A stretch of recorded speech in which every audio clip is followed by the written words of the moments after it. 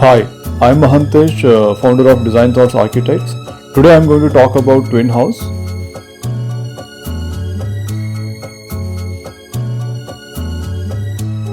Our client here, Debasis and Subasis, are two Bengali brothers working in electronicity IT sector, Bangalore. A family of husband, wife, kids, along with their parents. So they wanted to build home, not being separated yet connected each other.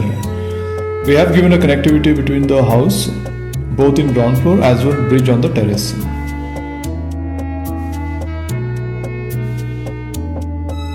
While planning the two houses were exactly mirrored, yet few changes were made to follow the norms of Vastu. This gives their family members a sense of familiarity.